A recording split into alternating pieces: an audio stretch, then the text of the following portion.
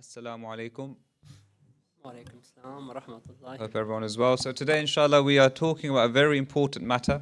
But before we get into it, inshallah, we will start off with a small nasheed, followed by, we're going to start off with Quran, followed by a nasheed. And then, inshallah, we'll do an introduction of what the workshop will be about. And then we'll start, inshallah. أعوذ بالله من الشيطان الرجيم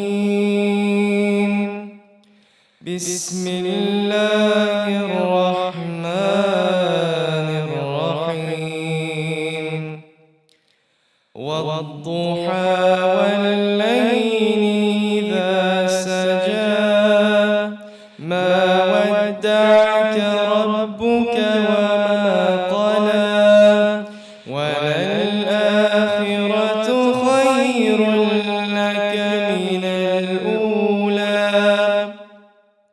ولسوف يعطيك ربك فترضى ألم يجدك يتيما فآوى ووجدك ضالا فهدى ووجدك عائلا فأغنى فأما اليتيم فلا تقهر وأما السائل فلا تنهر وأما بنعمة ربك فحدث صدق الله العظيم والكرم الله يعلم ما نشكو من الألم وما نعانيه من ضيق ومن سقم الله يعلم ما نشكو من الألم وما نعانيه من ضيق ومن سقم لكن لنا فيه ظن لا يخيبنا حاشاه أن ترجع الأيدي بلا نعم كم جاد من فضله قبل السؤال وكم أعطى وأغنى بمحض الجود والكرم الله يعلم ما نشكو من الألم وما نعانيه من ضيق ومن سقم. So today, we know Salah, the Prophet ﷺ, he mentioned it's one of the pillars of Islam. And he mentioned ﷺ when Jibril came to them and said, tell me, akhbirni ala al-Islam, tell me about Islam. The Prophet replies that Islam is one of those things that Islam is built upon. And so when we pray day to day, how do we treat Salah? Do we treat it like a pillar? Do we treat it like it's important? Or is it something we just do as a routine? And the Prophet ﷺ, he also mentions to say at one occasion that Salah is the coolness of my eyes. It's the coolness of my eyes. So when we pray, is Salah a coolness to our eyes or is it something else? So today, inshallah, Ustad Majid, he will take us through how we can make our Salah not just physically like the Prophet ﷺ, but internally. That as we grow up, we always learn the external ways of praying. We always learn the external parts of Salah. But what's forgotten and not taught is the internal Salah. And that's what today's focus will be on. How can we internalize Salah? How we can bring that presence in, inshallah. So without further ado, we'll pass it to Ustad Majid. And inshallah, they'll take the session. Bismillah ar-Rahman ar-Rahim. Alhamdulillahi Rabbil Alameen. As-salatu was-salamu alayka ayyuhan nabi. Assalamu alaikum wa rahmatullahi wa barakatuhu. So, inshallah, as Salman Azam said, over the next hour or so, inshallah, we're going to just unpack a little bit more about from worship to presence. So that's the topic of the session today. And really, I'm going to cover this into two parts. Firstly, just understanding that there is a distinction between just doing worship and having presence in worship. And the entire purpose of worship is to get you to a position that you have the presence of Allah. So we're going to unpack that a little bit more. And then, as was mentioned, we're going to understand what does Ihsan mean, i.e. its essence. So when the blessed angel, Jibril alayhi salam, came to the Prophet of Allah, and the famous hadith, what is Islam, what is Ihsan, and how the Prophet ﷺ responded, we're going to unpack that a little bit more. What does that mean, and how do we incorporate that in our lives? And then understanding how this, i.e. the carnel of worship, is always going to come back to presence, and how that's almost now become a lost art when it comes to worship. So I'll go through that a little bit more. And then we're going to go through some of the levels of your salah. And this is really important for all of us, myself especially, because we're in the nights of Ramadan. So many of us are standing through at least 20 raka'ah of Taraweeh prayer. And what is it that we're thinking about? Like, how is our presence? Is it increasing our relationship with Allah, or in fact, is it decreasing our relationship with Allah? So we'll unpack a little bit more. And it will really look at two aspects, which I'll go into, which is worshipping Allah as though you see Him. And if you don't see Allah, which we don't, is that know that Allah is watching you. So we'll go through that in a bit more. And then, inshallah, if I have time, I can speak a bit more about fasting as well.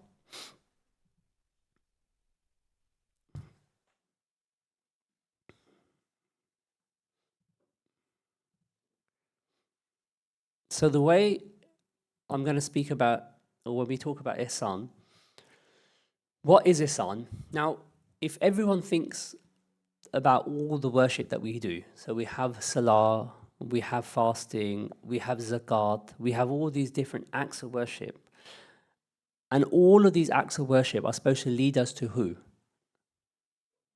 To Allah. That's the fundamental purpose. The purpose of the worship is not the fast in itself, is not the Salah in itself. The whole purpose is that it has to have a relationship with Allah. If there is no relationship with Allah, then there's something missing. And the best way to describe that is that if you think about a tasbih, like each of those different beads within a tasbih represents an act of worship. So whether it's Salah, whether it's fasting, whether it's Sadaqah, whatever it might be. But what is holding all of those beads together? It's a string. The string is what's in essence holding all of those beads together. It's the spine that goes through all of those acts of worship. And if you don't have that presence, then it's like having a bunch of scattered beads and you're just picking one from the floor. You know, I'm going to do a bit of fasting today, I'll do some Salah today, but there's no essence behind that. And that essence for us, that string from all our acts of worship, is effectively the presence. So here I go, the string of the tasbih represents the presence of Allah, and each bead represents a different degree and act of worship. The string is a core of all acts of worship and connects them all together, and this string represents the presence of Allah. Now this is really important to understand, because Allah in His mercy has given us different types of worship to get close to Him. So fasting gives us a different type of avenue to get close to Him. Salah, a different. Sadaqah, different. Charity, different. But each of them can only operate on the basis that you have a presence of Allah in that worship. And it's like this. We're supposed to go to graveyards to do what? Why was it encouraged? The Prophet ﷺ go to the graveyards because it should remind you of death. Now, we may go to, not me, people will go to graveyards, may even attend an entire funeral. Now think about this. We'll come to the masjid, we'll pray the janazah of someone, we will go to Brookwood, we will be there at the burial, and we may not even once think about our death. But the asl of the hadith, the asl of doing all of that is to remind you of your death, not the person that's died. They've died. That's obvious. The entire purpose is to remind you of your death. And if we're in a situation now that we can attend a janazah salah, that we can attend a burial, and that we can go to a graveyard, and in that entire period we don't once think about our death, then there's a massive disconnect there. Something's gone wrong. Because the asl of going to the graveyard is about you remembering your death. Even though you might be going to visit someone, if you're leaving without remembering your own death, then there's a huge disconnect. And here it mentions, if the string is removed, then the beads are displaced and disconnected. What should form the foundation of all acts of worship is the presence of Allah. Otherwise, it is a complete disservice that a person worships without its essence. Really, that's fundamentally it. These are things, these are acts that Allah has prescribed for us to get close to Him. And we're engaging in these acts. So we're praying Taraweeh all night, we're praying our Salah, and we're not even thinking about Allah. So they can't be like you. That's a huge disservice to Allah Azza wa Jalla. It's like when someone, and again it happens because it's become part of our lives. Now imagine if someone invites you for iftar, whether it's a family, whether it's friends, they invite you for iftar, they feed you, obviously inshallah they do it for the pleasure of Allah Azza wa Jalla, and in all that time you're eating, in all that time you're drinking, it doesn't once occur to you to think about the person that's fed you, like to thank the host, to make dua for the host. You're just completely disconnected to that. You would say that anyone would say that person's completely ungrateful. There's a complete disservice, that someone's brought you, they've invited you, you've eaten. They're not expecting you to say thank you. There's no expectation on their part. But the fact that you can go through that entire process and not once think about the host or what they've done, any objective person will say to you that's a disservice that you've done to that individual. And here we're doing this with Allah on a regular basis, that we will fast. Now, we're all fasting today, many of us will be. And how much of that is increasing our presence of Allah? And then inshallah we're going to go through these stages of presence, and I'm going to go through each of them, how we build those stages up. And we'll do some practice as well in the hour or so that we have. It doesn't mean that you just stay seated where you are. I'm not going to ask anyone to kind of get up or present or anything like that. And then inshallah I'm going to go through some of the different stages you also have of the salah. But inshallah, let me build up on this now. So the first thing is that the foundation of anything to get into the presence of Allah, and sometimes people will hear this, is to engage your faculties. And sometimes people would have heard this term that focusing on the three keys. And what is this? This is focusing that understanding that Allah is with you, that He is hearing you, and that He is seeing you. Now, if people genuinely understand that concept, that someone's seeing them or they're being heard by someone, it immediately begins to engage a level of presence. And the first thing that we say, that whenever you want to come into, so for example, some Muslim said that before when the gathering started, he goes, come into the presence of Allah. Everyone always says that, but what does that actually mean? And just like with anything that you do in life, everything has a degree. Like there's a foundational stage and you build up on that, build up on that, build up on that. At the most basic foundation stage is just to acknowledge that Allah is with you, that Allah is seeing you, and that Allah is hearing you. That's all we're asking. That's all that the most basic foundational stage of having presence is, just acknowledging Allah. It's like going, if I use the iftar example, it's going to someone's house and at least acknowledging that someone has cooked for you. Acknowledging that there is a host. Like at least let's get the basics in place, and then inshallah then you can build on how you should thank the host, how you build that relationship with the host. But here it's just first and foremost just coming to the focus that Allah is with you, Allah is seeing you, and that Allah is hearing you. And it might sound like the more someone can visualize the name of Allah, that has a huge impact. But inshallah, I'll move on to the next bit. Now, this is the stage of visualization, because if we take a step back, and we'll pick this up more when we do the period of when we look at the Salah, that thinking, the more you can engage all your faculties in your remembrance of Allah, that increases your presence. So I'll give you an example. For example, if you see what Allah SWT does in his majesty and his wisdom and his glory as befits him, he could have asked all of us to be in his presence is simply sit down and for 5 times a day just meditate. Could have been, some of the people before us, before the time of the Prophet ﷺ, that might have been one of the acts of worship.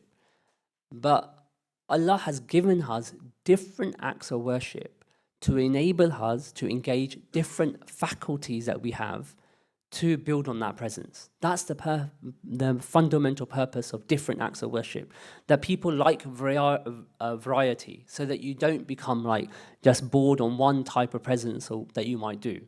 So the entire purpose of increasing your presence is engaging more and more with the different faculties that Allah has given us. So the second stage we say is the visualization. And what we do here is that you visualize the name of Allah, you imagine that the light is coming down from the name of Allah, and while that's happening, you reflect one of the 3 keys, i.e., that Allah is with you, that Allah is watching, that Allah is hearing you. Just focus more on one of those 3 things. So this builds on the first one, which is just simply acknowledging Allah, that He's with you, that He's watching, that He's hearing you. Now it's actually using your imagination, the faculty that Allah has given you, to imagine His name and to think about one of these things, that He's with you, that He's watching you, that He's hearing you. So what I'm going to ask, inshallah, if I may, can I just ask someone at the back just to dim the light slightly? And I'm just going to ask us to just practice that for a moment. And I want everyone to kind of practice stage 1 and stage 2. So I'll talk it through, inshallah. And inshallah, Daniel, if you could just put Nasheed in the background, just in case the train goes past, and to avoid any distractions. And what I'm going to ask is that, just if you could, let me just go back one. If you can see just the name of Allah that's on the presentation, just focus on that for a moment. Look at it for a few moments, and then close your eyes. And then once you've closed your eyes, reimagine that image that you saw of the name of Allah, and then acknowledge that Allah is with you, that He's watching you, that He's hearing you. And then I want you to build on that, and now start imagining that there's light coming from the name of Allah, and that light is coming onto you, and that you begin now just to spend a bit more time as you're imagining the light flowing down upon you, that Allah is with you, that He's watching you, that He's hearing you. And inshallah, we'll do that for just a couple of minutes, and we'll go into silence. But just replay that Allah is with you, that Allah is watching you, and that Allah is hearing you, and that the light is descending down.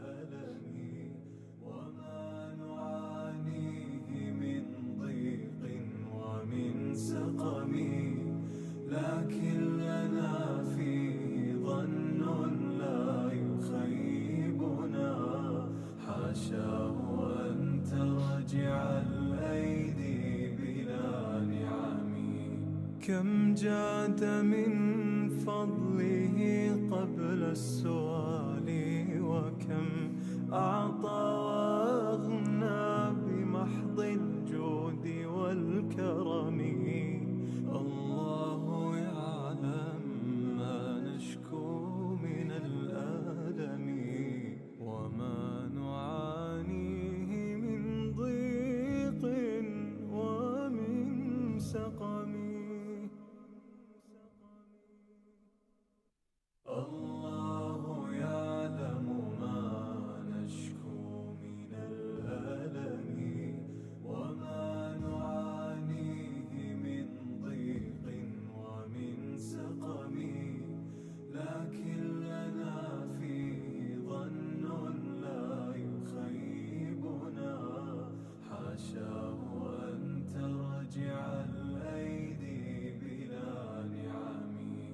كم جاد من فضله قبل السؤال وكم أعطى وأغنى بمحض الجود والكرم. And keeping your eyes closed, you can now begin to build on this by, when you're thinking that Allah is with you, just understanding or imagining or engaging your thought to think that He's always with us, that He's been with us from the day of our birth, that He's continuously with us.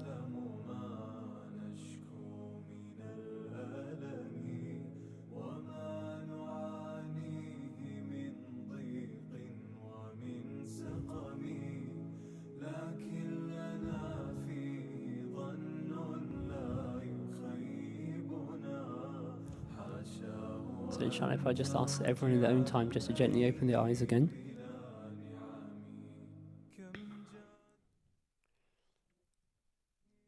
So asking some members of the audience, how did you find that? Was it easy to do? What thoughts came to your mind? Yeah,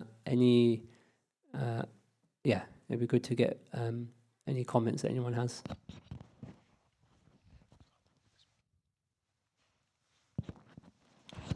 Bismillah. So I imagined the name of Allah, and I can sort of see it quite clearly. And then the name came close and started penetrating myself, and sort of went through the motions of the thoughts. But yeah, inshallah. Yeah. You try Muhammad Zachary at the back. So I was imagining the name of Allah SWT with the light coming out, and then it showed me that Allah was always watching me too. So then I should always try and do good, and then so I can change myself and try and make myself better. Okay, mashallah. Okay, that's fine, inshallah. But the purpose, did anyone, when they were thinking, have any distracting thoughts that came to their mind? That was really what I also wanted to understand. Anyone from sisters that want to mention anything? Or not?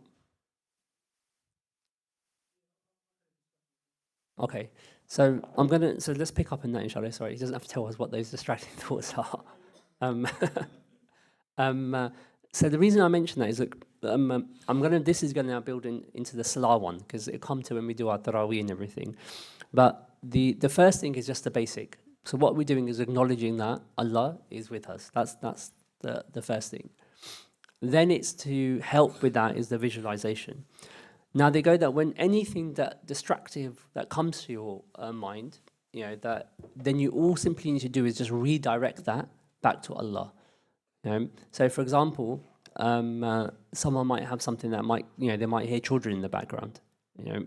It's just redirecting that back to Allah, and we're going to build on how we do that. And I'm going to pick that up more in the Salah one than necessarily in this one. But let's just keep that in mind.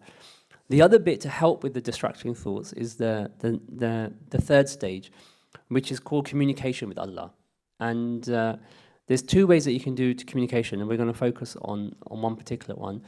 And this is speaking with Allah with an open heart, and you speak about your problems, your health, your needs, your blessings, whatever it is that you want. Know that Allah hears everything and knows everything. One should use this to output what is suppressed in their heart and their mind. Now, if you again if we take a step back, the whole purpose of worship is to have presence of Allah. To have presence of Allah, you have to begin to have a relationship with Allah. And many of us, the only relationship that people have with Allah is that He is their 999 number. I.e., they only ever speak to Allah, they only ever pick up the phone to Allah when they're in problems. Otherwise, they don't have a relationship with Allah. That's it. So whenever you have an issue at work, you pick up the phone and you speed dial 999 and you're like, oh Allah, I've got this problem.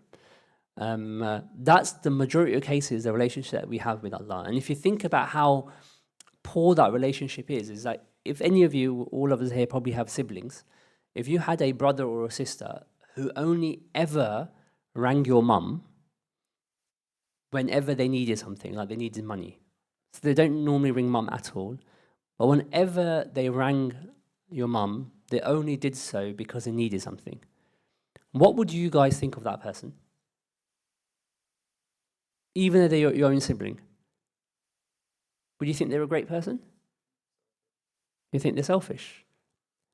Now, would that mother ever not pick up the phone to that child, even though she knows he's only calling, or she or he's only calling me for money? Will they still pick up the phone? They always do. Now, we wouldn't look at, from our perspective, we think that's intolerable as someone to deal with that with your mum like that. Yeah, we engage like that with Allah all the time. We don't ask how Allah is. We don't drop in. We don't have any other conversation ever, but we will always pick up the phone to only call Him when we need something. That's the relationship. That's how much we've stripped down our relationship with Allah. That's the only purpose that we have. And yet He still answers the phone. That's the crazy thing. And Allah loves us more than our mothers love us. He has more of a relationship than our mothers and our parents. And yet we've reduced our relationship with Him to the fact that He's like a 999 call.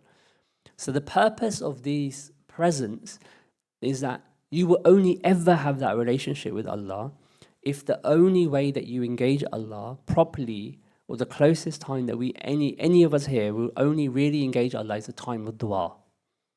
We don't really engage Him in Salah. We don't really engage Him when we pray, when we read Quran.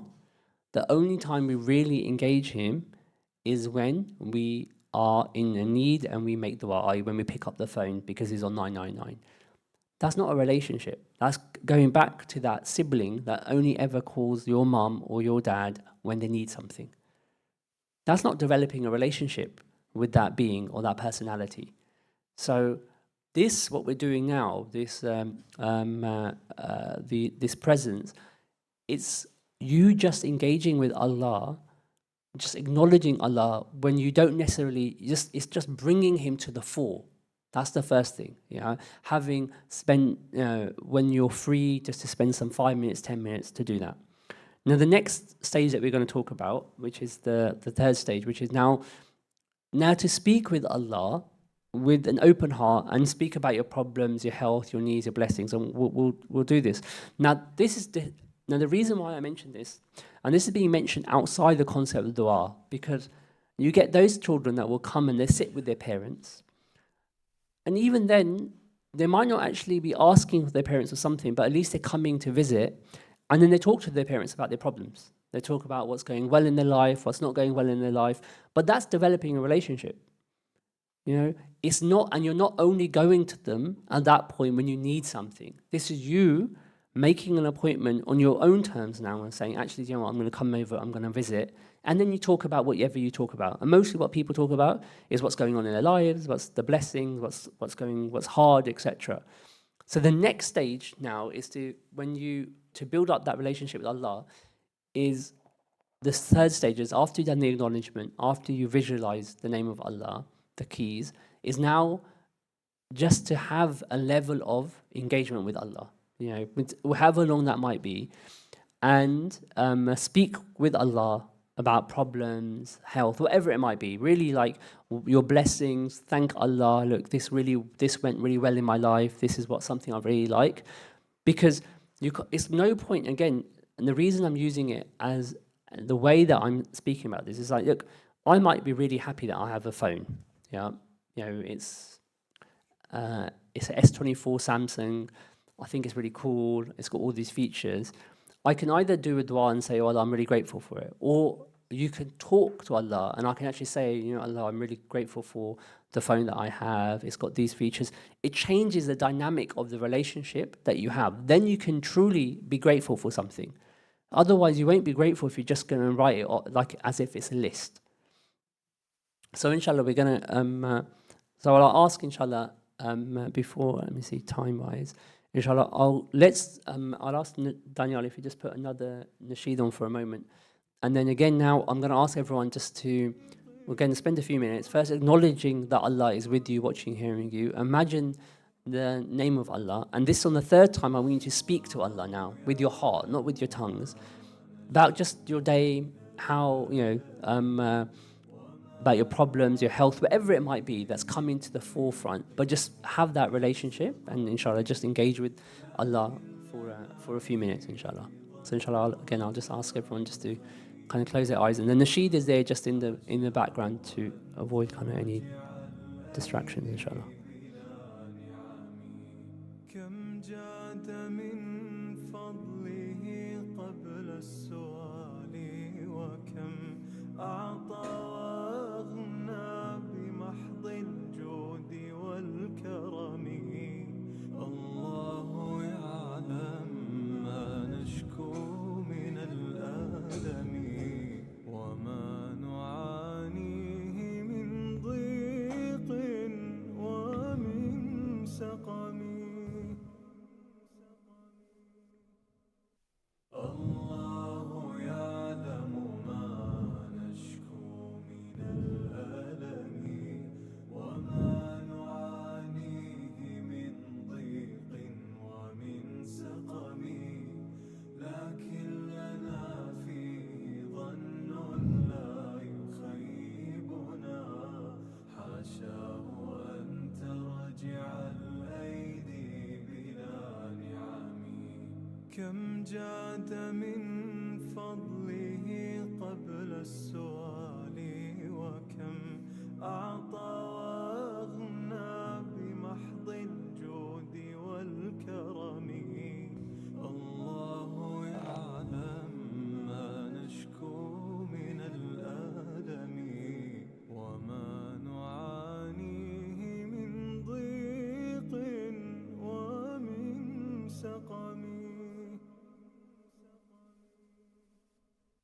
الله يعلم ما نشكو من الألم وما نعانيه من ضيق ومن سقم لكن لنا فيه ظن لا يخيبنا حاشاه أن ترجع الأيدي بلا نعم كم جاد من فضله قبل السؤال وكم أعطى وأغنى بمحض الجود والكرم الله يعلم ما نشكو من الألم وما نعانيه من ضيق ومن سقم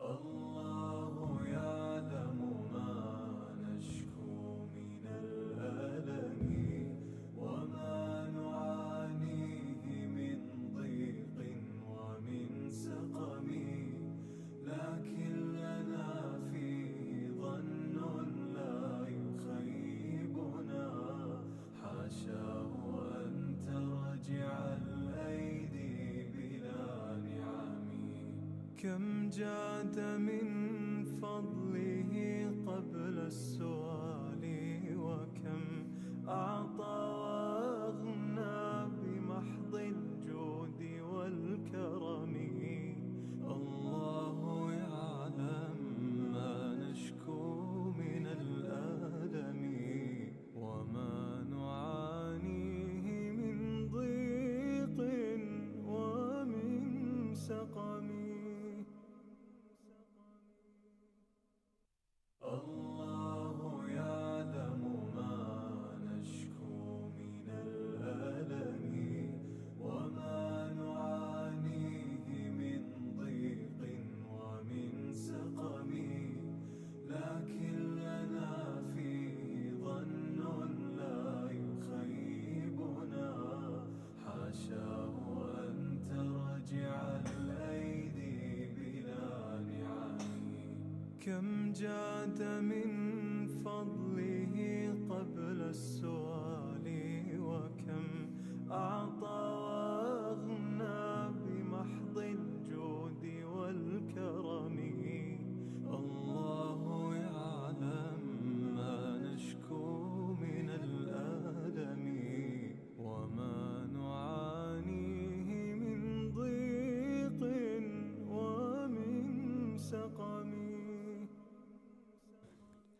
Okay, so inshallah, if you just open their eyes and how did individuals find that? Any reflections, thoughts, or any questions?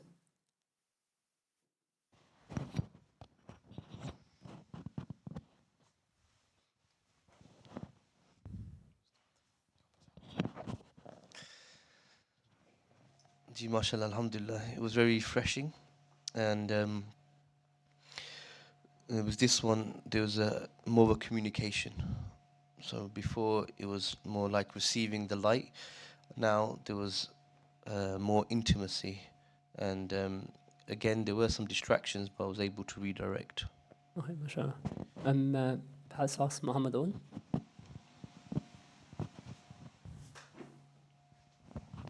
For me, it was really refreshing, and it felt quite easy to reflect, and there was no distractions. Okay, inshallah. So the Jazakallah. So if you think about the purpose of this particular thing, especially for Ramadan, and taking this time out just to this communication with Allah, is when we normally, like I said, the only time we really engage with Allah from all different acts of worship is the worship of dua. That's it. That's the only real time that we're having an engagement with Allah. Otherwise, the other acts that we're doing tend to be ritualistic. It's either reciting the Quran, or it's trying to pray Salah and trying to be, people say, in the presence or in the remembrance of Allah. But this level of ihsan that we call, like this level of communication with Allah, it's the precursor to be able to get. Now, if I was to ask a question, raise your hands for everyone who wants their dua to be answered. Their duas to be answered. I'm hoping everyone's going to raise their hands. Okay, mashallah. Now, there's loads of supplications that we have. We do these adhkars every morning, every evening, which are prophetic supplications. Now, we can end up doing these ritualistically, and someone might ask the question, because these are, and all those supplications mean something, but they have to be underwritten by the presence of Allah. And the way that it worked during the time of the Prophet of Allah, during the time of the Prophet Muhammad ﷺ, was that most supplications and most acts of worship came in what we call the Medina period, when the migration happened. What was happening in the Meccan period was all what we're speaking about, was to bring a relationship with Allah first. So that when you go to make dua, when you go to do now acts of worship, you're building on a relationship you have already cultivated. That's where you can then build up on that presence. So if you think about the Meccan period, what does the Quran, what does the Prophet speak about then? It's all about Allah. It's about the being of Allah, about the sifat of Allah, about the fact that it's all the big questions, like we call them the big Ks, like why were you created? Who is Allah? Who are you? Talking about Jannah, talking about that there's a hereafter. All of those big questions that lend themselves to having a relationship with Allah. So during that period, there was also worship happening.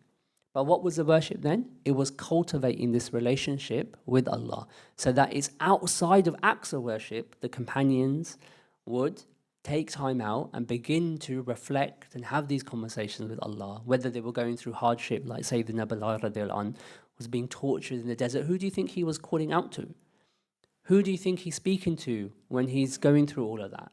When he's got the Prophet ﷺ not with him, it's just between him and Abu Jahl and all the oppression that's happening when he's at night and he's on his own. There's no salah at that time. There's no fasting at that time. It's just him and Allah. And it's having that conversation and engagement with Allah. When Sayyidina Abu Bakr radiallahu anh is doing his da'wah, he's calling to people. When Sayyidina Fatima Zahra radiallahu anha sees her father having entrails thrown over him, who do you think she's calling out to?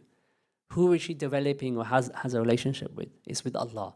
So the entire Meccan period is the foundations of presence that gets us to a place that when the companions now had that relationship with Allah, they had that. Then when they introduced Salah and introduced fasting and introduced Zakat, it was a completely different ball game.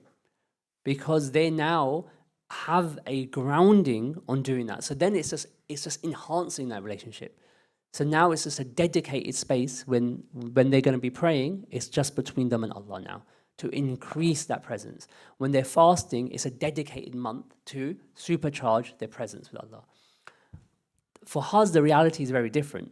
For us, the acts of worship have come first, and the presence is something that we're trying to catch up and trying to find. That's why when the Prophet of Allah ﷺ says to Sayyidina Bilal radiallahu anh, like, do the azan, we want coolness to our eyes. You know, they found serenity in their prayer. Yet when we're going to Taraweeh, like, my kids are asking me, can I have a break after 4 rakats or 2 rakats? Like, they're already talking about when they're going to have the breaks from the Taraweeh. They're not thinking about any like relaxation kind of thing. That just tells you, and they're kids, at least like they say what it is. Can you imagine what we're thinking as adults? You know, we're like, oh man, is Imam Sahib really going to take this long today? It finished at 9:08 last night. Okay, it was 9:15 this. Like, we're literally talking about minutes, because that just tells you the relationship that we have with our Salah. So inshallah, now the next part that I'm going to talk about, inshallah, it's got 14 levels. We're not going to go through 14 levels at all. I'm just going to do some of the beginning levels, which I would like everyone to start practicing in their prayers from today and in their Taraweeh Salah. Before I move on to this, does anyone have any questions so far on anything that's been mentioned or said? Or you can also mention to Sister Hafsan, she can message them over for those who want.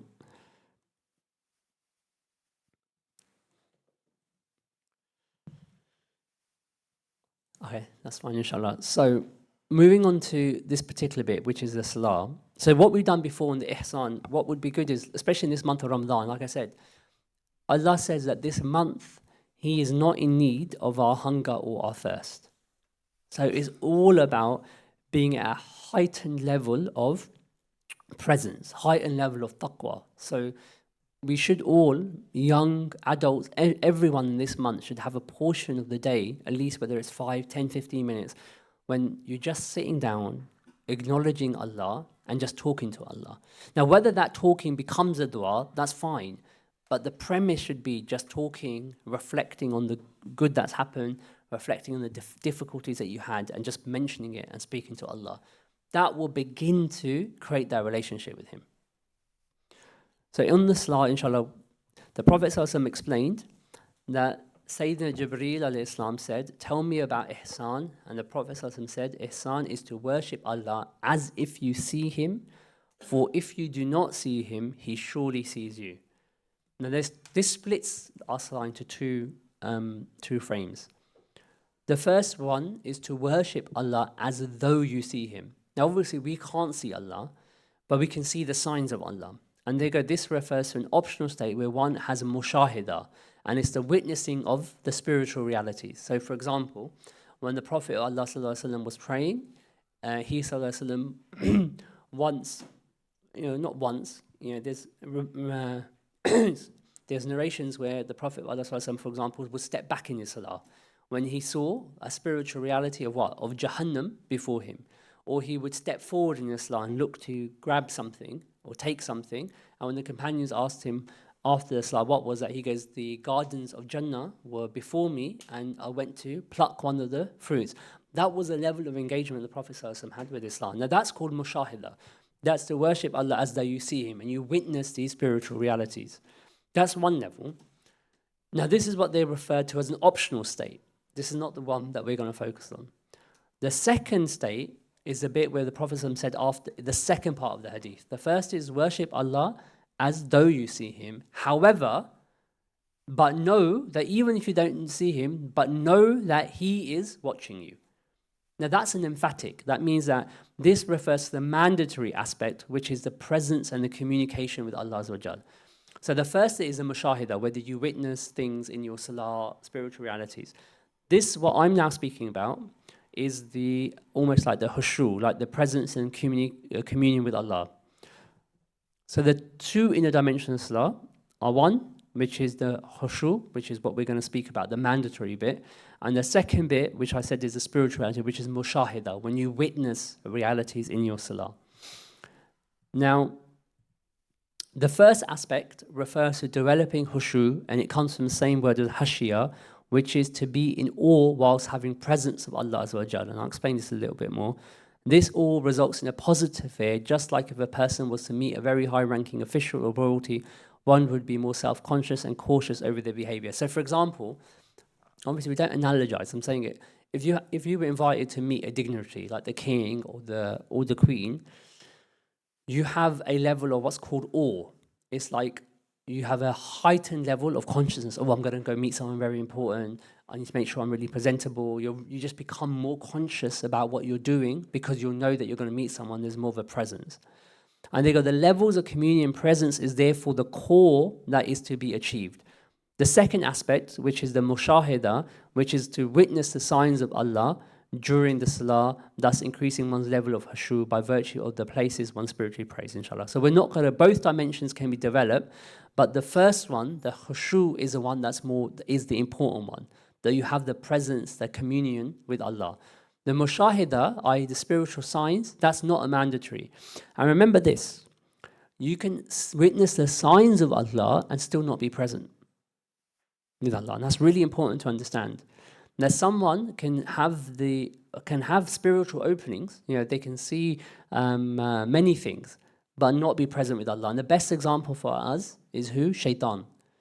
He was in the heavens, he was witnessing Jannah as a reality, he was witnessing the angels as a reality, but he did not have presence of Allah. That is the most extreme example, that to be physically in the presence of Allah, but not be present.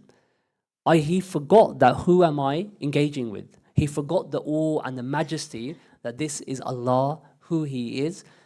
So that is what led him to be able to be ignorant of who he was speaking to when he made accusations against Allah, blamed Allah for leading him astray, refusing to follow the command of Allah. Why did he refuse to follow the command of Allah? Simply because he wasn't present with Allah at that moment. He didn't have that presence and awe or khushu that this is my Lord. But he had mushahida, he was witnessing the angels before him, the heavens before him. So the khushu is a more important part, that developing that relationship. That's why I said in the Meccan period, they were building on that presence, but the salah and the acts of worship, these are bits that heighten their presence with Allah.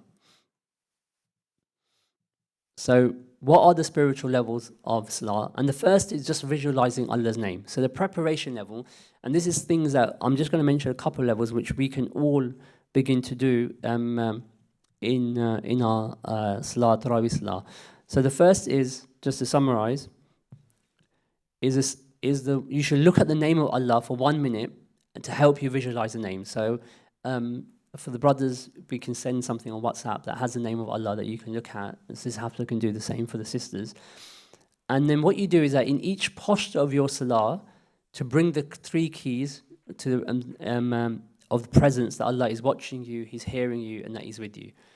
And this is visualizing His name. So in every posture of your salah, that you just remember that Allah is with you, that He's watching you, that He's hearing you, visualize His name. So if I go back to Abu Bakr Ali, I asked my kids, I don't mean to name and shame them, but what do you think about during Taraweeh?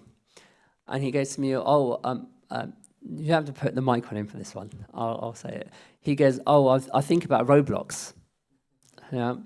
And I was like, okay. At least he was telling me. I told him what I used to think about when I was younger. But that's what he thinks about. Or was thinking about. Alhamdulillah, we had a discussion. Hopefully the conversation and his Taraweeh has evolved since then. But what I'm saying is that as a basic level in each of your postures, just bring the visualization of the name of Allah and that Allah is with you, that He's watching, that He's hearing you. Why? Because the asl of the prayer, the pre-eternal word, all the Quran will be talking to you about is going to be about Allah and the signs of Allah. Then what we should start building on, the next level, is having gratitude and communion in salah. And what is this? This is that in each change of the posture of your prayer, you should refresh the communion with Allah by recounting one blessing that they have been granted and express their gratitude. So I'm saying that in your salah, that in your posture, that you should at least, for each posture, come again, just refresh that Allah's with you, Allah's watching, that He's hearing you. And then in each posture, every time you change, think about one blessing that Allah's given you and thank Him for it. So obviously you thank in your heart. You don't verbalize it when you're praying. And if you receive any distracting thoughts that don't go against Sharia, then redirect these to the presence of Allah. And we're going to speak about this a little bit more and goes to the point that Brother Tabriz mentioned earlier. And then finally, when you do the prostrating in sajda, you should recall the blessing that I'm most thankful for and express gratitude whilst in the state of sujood. So let me break this down a bit more. So the first thing we're asking is that in each rak'ah of your prayer, that you come to in each posture that you know that Allah is with you, that Allah is watching you, that Allah is hearing you, visualize His name, like we were practicing before. Then as each posture changes, think of at least one blessing that Allah has given you. You know, Allah has given me health, think of it, and then thank Allah in that prayer. Yeah. Then when you come to do your sujood in the prayer, then think of the blessings you're most grateful for and thank Allah. Now, the bit where we mentioned then what happens if a distracting thought comes to your mind? Yeah. Whatever thought can come to your mind, you can always reconnect it back to Allah. So I was in London last night and a sister asked a question. And the question that was asked, she goes that when she's doing her Taraweeh sometimes, she's running through her chores of the day. Like, oh, I need to go pick the kids up tomorrow. I've got this tomorrow. I've got that kind of thing. Perfectly normal. Even something like that the more you're thinking, the more you can build your presence with Allah. That's the beauty of this. I would be more concerned if someone was just a vacant and they weren't thinking about it. They just had a blank mind. So in that scenario, for example, even just dropping your kids off, if that's something that comes to mind, then even then, the fact that you can just redirect that to Allah protects me and my family when we go to and from school, on the school run. There's all these protections that Allah gives us. The fact that we just assume that we've got there and back safely. You know, if we thought about the probability and the stats truly, the amount of times that we can get hit by a car, the amount of times that we can get struck down, all of these things, you know, people will be petrified to leave their houses, truly petrified. So it's the blessings of Allah that He enables us to drop our kids off, come back, and the fact that He then protects them for the rest of the day when we're not even there. You know, that He's overlooking them.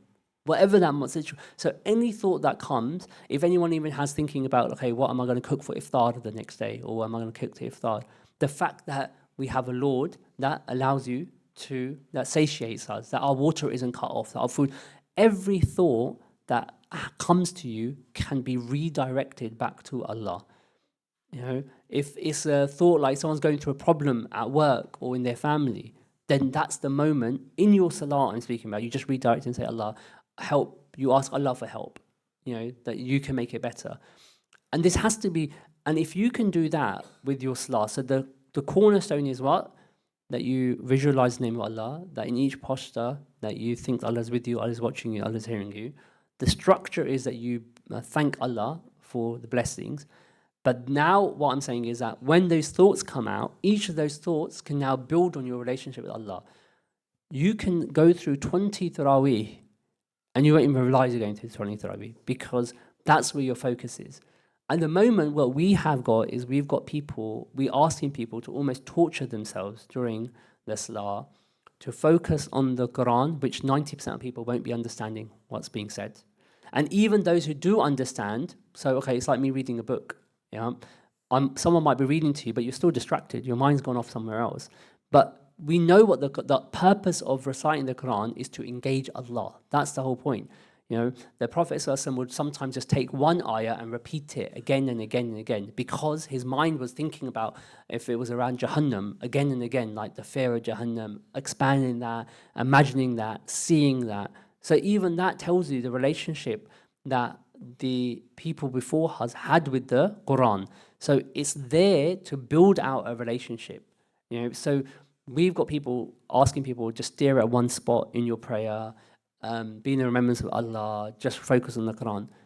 Very, very hard people will be doing. And that's fundamentally we're asking people to torture themselves during Taraweeh. That's really what we're asking. Whereas really the whole point of the Taraweeh is to expand and enhance your relationship with Allah. And can you imagine that you're going through 20 rakats, pretty much most nights. An hour and a half people are spending praying. And also your 5 prayers, but you're not leaving with a stronger relationship with Allah. So the purpose of what we're talking about now is that when you have your prayers, when you go from here, just practice some of the techniques we've mentioned, and you yourself will see your relationship and presence to Allah change, and you will see your relationship with Salah change. Because if I'm telling you that when you, like Sayyidina Umar radiallahu anh, it's narrated that he is one of the foremost companions of the Prophet, that he goes that during Salah, he would arrange the formations of the army in his prayer, the ranks, like I'm going to have this army here, we're going to attack like this. That's what he's going on during his Salah. That is what, he's fully engaged with Allah. But that is, so what I'm saying is that your Salah, and they say that sometimes when thoughts keep coming to you, and these are halal thoughts I'm thinking, it might be a particular problem that keeps coming up. Like it might be, whether it's a work issue or a family issue, it just keeps coming in your slides. Then don't push it away. Redirect it. Own that thought, because it might be coming from Allah. Own it and then turn it to Allah. Like ask Allah for a solution to what's happening. And you will see what was supposed to be, and then you will begin to understand when the Prophet of Allah SWT says, the Salah is a coolness to one's eyes, because you're now offloading and you're solutionizing problems. You're talking and understanding your blessings. It will be a complete dynamic shift that's why you run to prayer, because if your entire world is occupying you with issues, and you can pick up and you can do Allahu Akbar and then just go into a mode where you're now engaging with Allah, and then that's the time that you can build your relationship with Allah, and your thoughts can begin to assemble the problems, wherever it might be going. It will change your entire relationship. So inshallah, I'm just going to go through then level 2, and then I think I will pause it there and ask. I might touch on level 3. Let's see first, inshallah. So level 2 is speaking from the heart. This is was kind of what I touched on. The first was thanking Allah for the blessings. Level 2 is just, and by the way, these levels aren't like, they're not degrees. Let me make a point of that. What I mean by that is, it's you pick whatever's relevant for you for that time, for that salah. So for example, here in this level 2 I got, in each rak'ah of prayer, refresh communion with Allah Azza wa Jalla, and speak with Allah with the heart about one's needs and one's problems, gratitude for one's blessings, seeking guidance for decision.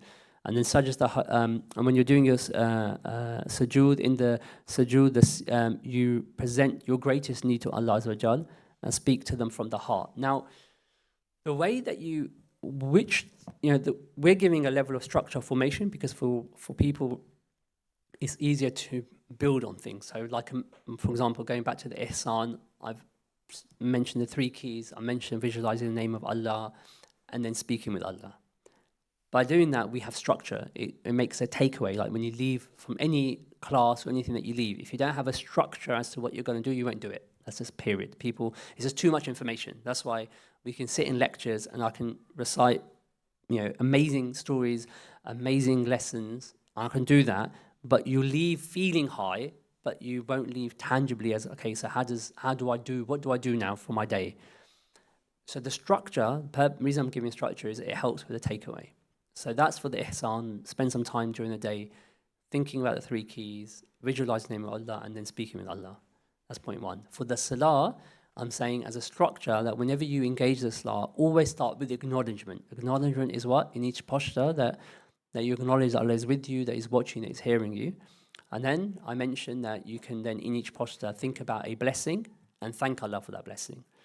Now I'm saying that evolves now to engage with Allah, almost like presenting your needs, your problems, asking Allah for guidance for issues that you might have in your Salah.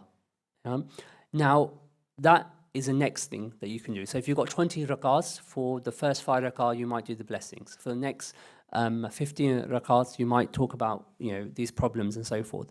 Generally, the thing that you speak about should reflect your state. Yeah. And what do I mean by that?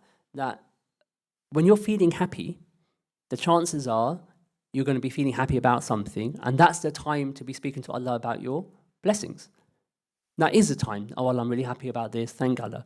When you're feeling despondent, that is the time to be speaking to Allah about your problems. So if you're feeling despondent, and you've got problems, then there's no, that might be the time to be asking for Allah for your help and for your needs, rather than recording blessings that you're struggling to record because your heart is somewhere else. And when you're thinking about problems, then present those problems. And that's the nature of worship. It's a variety. That's why the Prophet ﷺ went to prayer when he was happy. He went to sujood, and when he was requiring help from Allah or there was sadness, he would go to. His solution was always what? Go to the prayer, because the way that the Prophet ﷺ and the companions engaged with prayer was completely different to how we're engaging with prayer.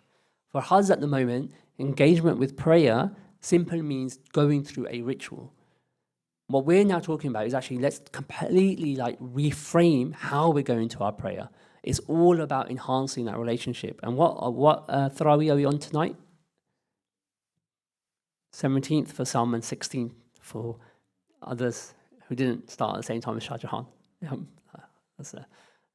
just joking. I'm not going to get into a controversial topic. So tonight's going to be the 17th, 17th Taraweeh. So look, we've prayed 16 Taraweehs, and the question truly you have to ask yourself, like Brother Shaukat would ask himself, I would ask myself, is that in the last 16 nights, has my relationship and my presence with Allah in each of my Taraweehs increased? If it hasn't, then I'm giving you a toolkit for the next 13. Is it the right math? No. It is the right math, isn't it? Yeah, 13. Thank you. For the next, I'm asking Muslim for my maths confirmation. For the next 13 nights, I'm giving you a toolkit to build upon your salah and try it. Think about this. If for the last 20 years, 15 years, your salah has not increased, and what I mean by that, if we are still praying like we were praying years ago, then that's an affront. And what do I mean by that? Because I do not have the same phone that I had 13 years ago. Otherwise, I'd have a very large Nokia brick in my hands right now. I don't have the same phone because it gets upgraded all the time. And it's an affront if we have not upgraded our prayer or our acts of worship. It is just think about that for a moment, that in all our lives, like the clothing that we wear, the way that we style ourselves, the way that we present ourselves, we upgrade everything in our lives, everything. And if we're not upgrading our relationship with Allah, it's almost like it's madness that we have a Lord. We all understand this is a temporary world, but we're doing nothing. We're praying like we did 13 years ago. Our presence with Allah is no different to what it was 13 years ago. The only time we get a bit more present is when Allah puts us through, or we go through such a formidable test that it's meant that all we're doing, but even then, why? Because we're constantly in dua, that we've increased some sort of level of engagement. What I'm saying to you is, why don't you take it to Allah? You've got a toolkit, you've got the next 13 nights. If whatever we've been doing for the last 20 years hasn't worked, here is a toolkit that anchors it in presence, because the purpose of worship, the purpose of zakat, the purpose of fasting, the purpose of salah is to increase your presence with Allah. It's only in the worship, once you can increase your presence in salah, then when you're outside of worship, then you're going to conduct yourself in a more present way. Like when you're arguing with someone, it's only if you're present with Allah that you're going to withdraw from that argument. Then I can recite all the hadith to you right now about that the person who stays silent when they know that the other person is truthful, that their rank increases. There's so many things about arguments. So many. Doesn't mean anything. It means zero if you leave here and you have no technique on how. It just means nothing. It just feels good. Like, oh my God, if I'm arguing with my wife, and even though I know I'm right, but I stay silent, it's like that means that I'm like Superman. I can hear the hadith and then I get home and then I tell my wife, no, you're wrong. You've just got this all wrong. Hasn't benefited me in the slightest, has it? It just it hasn't done anything. I can speak about what Imam Shafi's supplication was, that he would make dua that the truth would emanate on the lips of his opponent. I can mention that. I can say, wow, fantastic, that's great. It's not my reality. my reality is that even if I'm not truthful, I want to make sure I win the argument. So what I'm saying is, like, let's deal with our realities, because otherwise what we're going to do is we're going to talk about stuff that's over there and yet we're over here. So so inshallah, for the next like 13 nights, really, like, you've got a toolkit, engage in that toolkit. And I'll ask this to Hafsa for, inshallah, like, feedback to her. Like, what I mean is that if you are struggling, if you have any questions that come out of this, for example, again, yesterday, so we've done a full retreat on this for 2 days. So we had a follow-up so I was in London in Shoreditch last night, and we had a follow-up it was a retreat with brothers. So what we did was we invited the other halves to an iftar last night, because obviously the brothers have gone on to a retreat, they're coming home, and their wives are feeling a bit disconnected from everything. Fair point. So we thought, okay, we'll have an iftar and we can go through the learnings of what we did in the teaching, so they can also understand a bit more. And they asked some really, really practical questions. You know, one of them asked about, I was always told that you shouldn't close your eyes in prayer. That's correct. You shouldn't. When you're at a level of presence, when you're practicing presence, I'm not saying that you can, I'm saying you should close your eyes. There's no point me saying you can, and I'm asking you to imagine all of these things, and you're not imagining it because you can't. Then close your eyes, because the purpose of the salah is to get you to presence of Allah. So closing your eyes is going to help you get into that. Then you'll get eventually to a stage where you can be in an open, then those stories mean something. When there are people that walk this earth that with their eyes open, but they're somewhere else because they're present with Allah. That doesn't mean anything to us yet. So there's no point going by a position that, oh, no. Close your eyes, do the imagination, get that presence, and then you can build out of that. Because remember, it's all about how you are off, but you have to get your presence in your worship first. So that was one question one of the sisters asked about, I mentioned. So going back to the point I was mentioning. So for the sisters, when you do this, if any questions come up, don't just throw a question over to Sister Hafsa, and she can ask, and we'll post back what the answer is. But don't let questions become obstacles to this. That's a fundamental point. I rather people, and this, what I'm speaking to you about this, is like Abu Bakr Ali, and Muhammad Zakaria, and Muhammad All, and mashallah, these two lovely kids at the front. It's for everyone. If you're doing Taraweeh, whoever you are, if roadblocks is what it's all about, but then redirect it back to Allah, we had the conversation about how you can do that. We'll build up it on later. But whatever it is that you can have, all of us, older or younger the better actually, start engaging, building that relationship with Allah. And also then teach your kids as well. Like, don't just assume that they're just turning up to the mosque and that they're just there and it's good.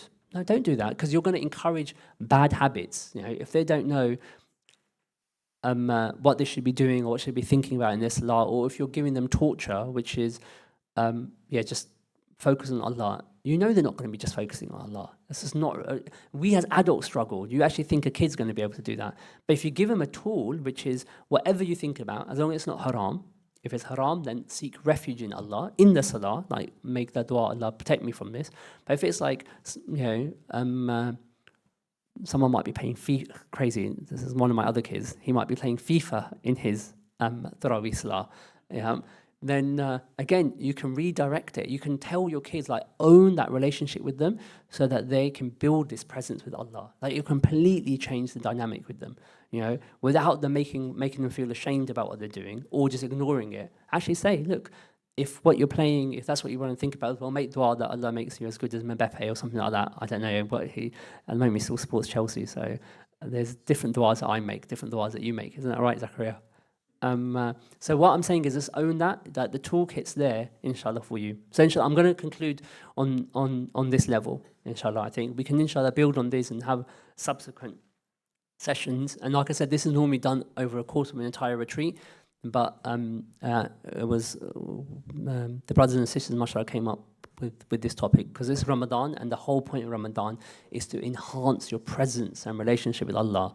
So, inshallah, I'm going to bring that to a pause. Does anyone have any questions, inshallah? I'll give everyone a few moments as well. If you have any questions that come to mind, then feel free to ask.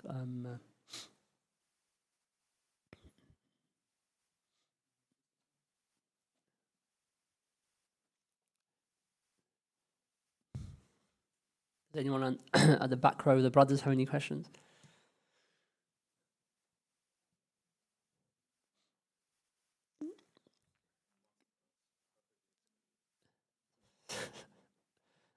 Or the complete reverse?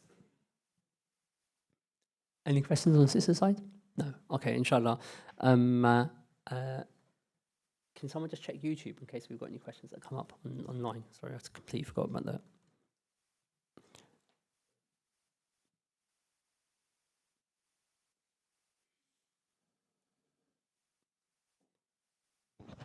Jazakallah bhai. Sometimes the question is that is anything one can do in preparation prior to them entering the state that they can do to enhance that?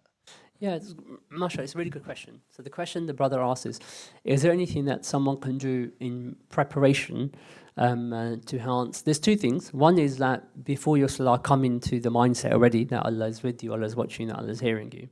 But the other thing that you can do is that when you go through this, so for those who practice this, like your next prayer is going to be Dhuhr Salah, then it'll be Asr, Maghrib, Isha, Taraweeh. That when you start practicing, then you'll begin to understand some of the obstacles that come in, obstacles, distracting thoughts that come into your mind. So I mentioned, like one sister mentioned, like she's thinking about errands.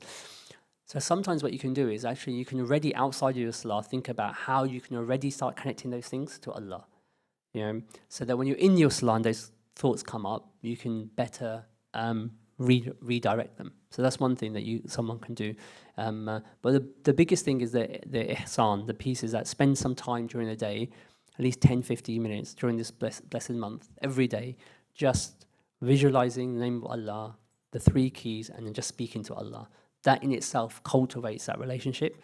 And the more that relationship cultivates, then the easier it will be to transition that into your salah as well. Sure. Any other questions? Shulga, do you have a question for the people, on behalf of the people?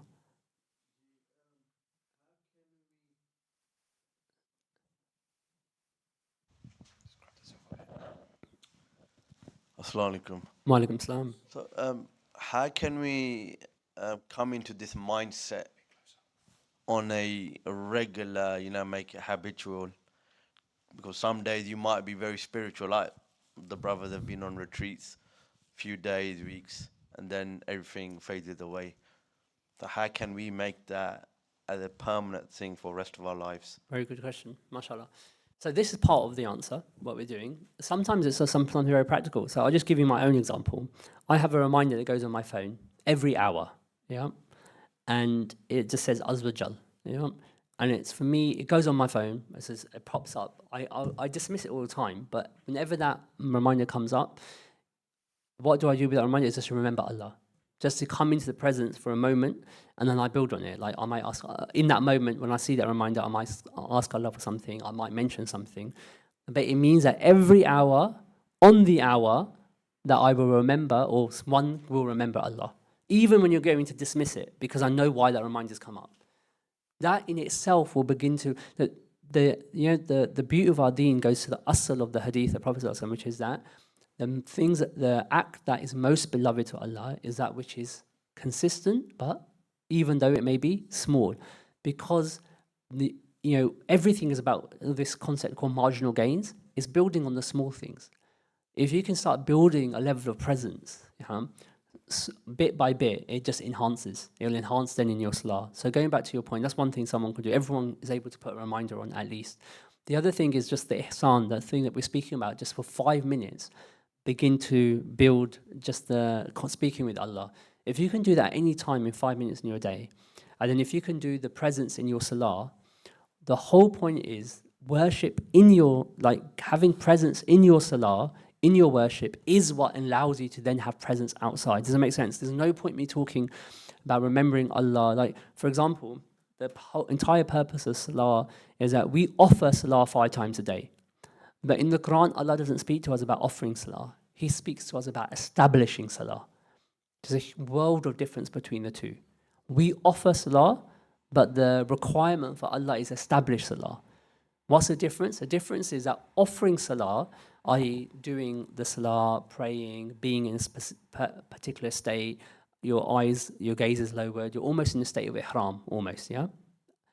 Establishing salah is taking that state and establishing it in your life.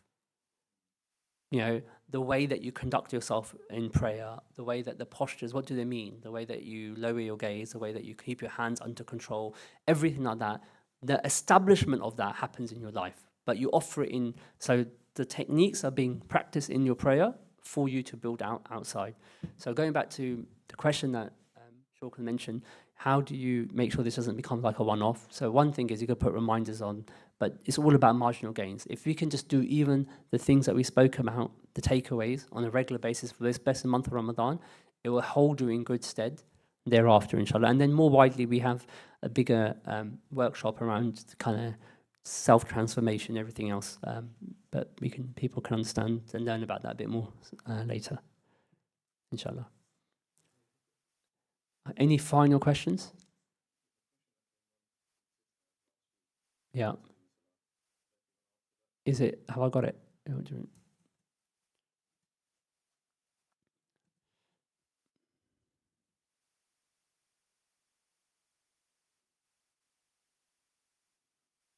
Okay, so the question is, as a sister, I often find that nobody likes to talk about how difficult it is to regain the motivation to start praying after you had 1 week off. This can be incredibly difficult in terms of motivation to start praying consistently again. Okay, mashallah, that's a really, really good question, actually. Sorry, I understand the question now. So, as a sister, I often find that nobody likes to talk about how difficult it is to regain the motivation to start praying after you had 1 week off.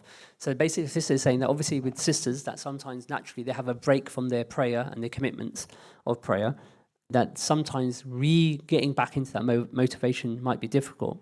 If that is the case, if you find that if for whatever reason that you have had to not pray now for a week or however long it is, that when you have to come back into salah, if it is difficult, then make it easy. And what do I mean by that? Just build it up and just focus on your fara'id first. You know? So and then build it from there. Build up the fard, and then you can adopt the sunnah and the sunnah mu'akkada, the ga mu'akkada things after. But the first thing is do the fard. That's the first thing. The second thing is that, sister, you start using this technique, because at the moment what that suggests also is that our prayer is ritualistic. You know, we come to the prayer because it's something that we have to do, not something that we want to do. Now we do have to do it, but we shouldn't only have to do it, we should want to do it. And so the question suggests, and the questions, mashallah, are very transparent in that, that if you're finding the motivation difficult, is because there might not be a want. But even if the want isn't there, I'm not too concerned. We still have to do it. So what is it that makes it easier? Always go by what makes things easier for you. If you're finding the motivation hard, then just do the fard. And the days you are motivated, then go for gold, as they say. When you're motivated, then do all the additional sunnahs, the additional nawafil, the additional dhikr. So that the whole point is to ride the wave when you're feeling like that. But when you're not feeling like that, is to have enough of a core to make sure that you don't abandon what you're supposed to do. So that means that when you're not feeling that motivated, okay, fine, then you don't pray as much, but you still do your fara'id and everything else and your sunnah mu'akkada. That's the answer to that, inshallah.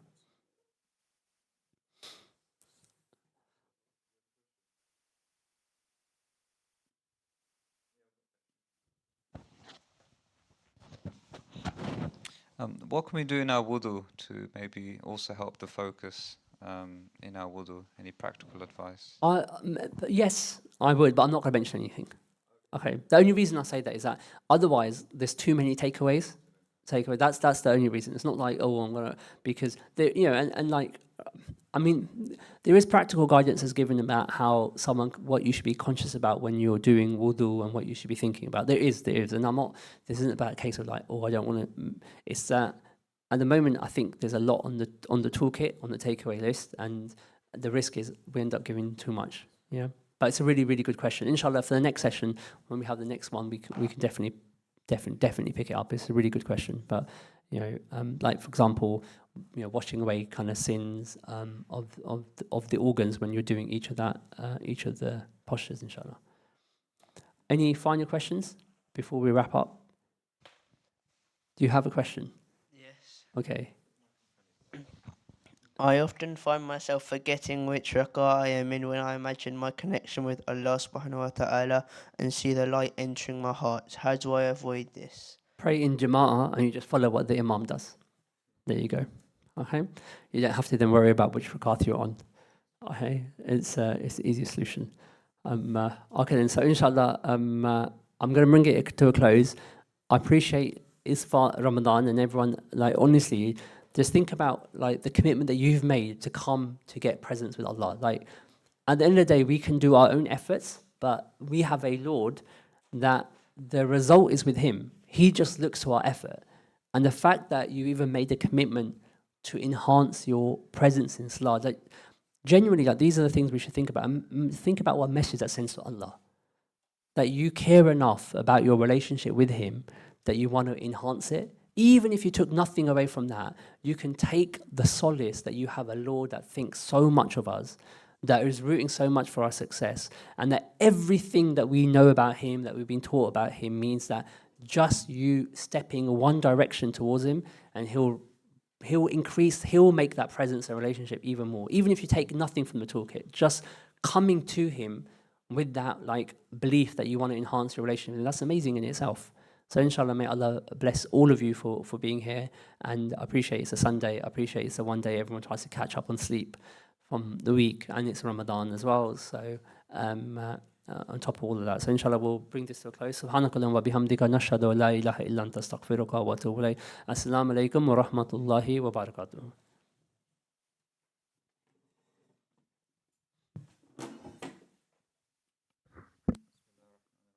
Bismillah ar-Rahman ar-Rahim. Jazakallah. Ustad, mashallah, that was very refreshing and new and novel. I think many of us probably have not ever heard or even seen something like that before. So we should definitely show shukr, alhamdulillah, for that.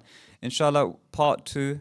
So there's much more, as Ustad was mentioning, there's more to learn, more presence. This week is, everyone's got homework to take away, to just start off with the foundational khushu and speaking with Allah.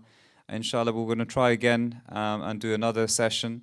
So possibly next week we'll put a poster out and we'll tell you the details. So keep an eye on that. It will be on the Living for Purpose group. I've been told it's same time and same place. So inshallah next Saturday, same time, same place, we'll have a session and part 2. Also, do bear in mind that after Salat Taraweeh at Shah Jahan Mosque, Ustad Majid and the other Ustads are giving general nasiha and talk. So if you're able to come, do stay for that as well, inshallah. And if there's nothing else, then we'll conclude on that. And Ustad Majid will make dua, and inshallah we'll finish with that. Jazakallah. I think I made the dua. Ameen. Alhamdulillahi Rabbil Alameen. As-salatu was-salamu alayka ayyuha nabi. Ya Ghafar, Ya Rahman, Ya Rahim, Ya Rabbi, Ya Rabbi. Ya Allah, Ya Ghafar, Ya Allah, we have come and gathered, Ya Allah, for your pleasure, Ya Allah, to understand how we can develop our relationship with you and our presence with you, Ya Allah. Ya Allah, we are deficient in all that we do, Ya Allah, but we rely upon you and your majesty, Ya Allah. Ya Allah, we ask that through your fadl that you grant us your presence, Ya Allah. That through your fadl, Ya Allah, that you forgive us for our shortcomings, Ya Allah. Ya Allah, we have neglected our prayers and neglected our relationship with you, Ya Allah. Ya Allah, we have enhanced everything in our lives, but not our relationship with you, Ya Allah. Ya Allah, we ask that you forgive us, Ya Allah, that we ask in this blessed month that you allow us to accelerate our relationship with you, accelerate our journey to you, Ya Allah, and that you allow us and that we make you our fundamental and are the purpose of our life, Ya Allah. Ya Allah, we ask that you make the hellfire haram for us, Ya Allah, that you allow us to enter and be united with the Prophet Muhammad SAW and all the righteous and pious on the Day of Judgment, Ya Allah, and enter Jannah with them, Ya Allah. Ya Ghafar, Ya Rahman, Rahim, Ya Rabbi, Ya Allah, we ask and beg of you, Ya Allah, that we navigate ourselves in this life in a way that pleases you, Ya Allah, that pleases the blessed Prophet Muhammad sallallahu alaihi wasallam, Ya Allah. Ya Allah, that we we do not even recognize, Ya Allah, that our hell and that our heaven is determined not by the people that are far from us, but actually the people that are around us, Ya Allah. Our spouses, our siblings, our parents, Ya Allah. These are the relationships that we are either violating or we are enhancing, Ya Allah. Ya Allah, we ask for your fadl, Ya Allah, that we follow in the footsteps of Prophet Muhammad sallallahu alaihi wasallam in fulfilling these relationships and these rights and these duties, Ya Allah. Ya Allah, may we live our lives, Ya Allah, reflecting your beautiful sifats, adopting the akhlaq of the Prophet Muhammad sallallahu alaihi wasallam, Ya Allah, adorning ourselves with the sunnah of the Prophet Muhammad sallallahu alaihi wasallam, Ya Allah. Ya Allah, may our mothers, our sisters, our wives, Ya Allah, and all of our women folk follow in the footsteps of the mothers of our deen, Ya Allah. Ya Allah, through your mercy and blessing, rahmah, Ya Allah, give us all honor and dignity, Ya Allah. Honor and dignity is only with you, Ya Allah, Ya Allah. Ya Allah, maybe turn and shun everything, Ya Allah, save you, Ya Allah. Ya Allah, you have given us the entire world to be in service to us, Ya Allah. And we are only asked to be in service to you, Ya Allah. Ya Allah, allow us to really understand that if we prioritize and are in service to you, Ya Allah, then the rest of the world is in service to us, Ya Allah. Ya Ghaffar, Ya Rahman Rahim, Ya Rabbi, Ya Rabbi, Ya Allah, in this blessed month, Ya Allah, that we ask that you are the pardoner, Ya Allah, you are the forgiver, Ya Allah, that we ask that you forgive and pardon us of all our sins, Ya Allah, that you free us from the fire, Ya Allah, Ya Allah, that through your mercy and blessing, Rahmah, Ya Allah, that we allow to benefit from this month, that the year ahead of us is a year that is better than our prior year, Ya Allah, year of increased iman, increased ihsan, Ya Allah. Ya Allah, whoever is here in this gathering who wished to be here but couldn't make it here, Ya Allah, give them all the reward of this gathering, Ya Allah. Ya Allah, we ask that whoever is here, Ya Allah, you know in our hearts what our problems are, whatever concerns are, whatever anxieties are, the things that make us wake up at night, Ya Allah, the things that are at the back of our mind, at the front of our mind, Ya Allah, whatever anxieties and issues anyone here is going through, Ya Allah, I ask that through your mercy and through your blessing that you alleviate those issues and those anxieties, Ya Allah. Ya Allah, whoever is here, whatever wish and desire that they have, Ya Allah, that we ask that you grant it for them, Ya Allah, or you grant better than it, Ya Allah. Ya Ghaffar, Ya Rahman Rahim, Ya Allah, we ask of all the goodness of Prophet Muhammad asked of, Ya Allah, and we seek refuge from all the evil the Prophet Muhammad sought refuge from, Ya Allah. Allahumma salli ala Sayyidina Muhammadin Nabi al-Ummi wa ala alihi wa sahbihi wa sallam. Al-Fatiha.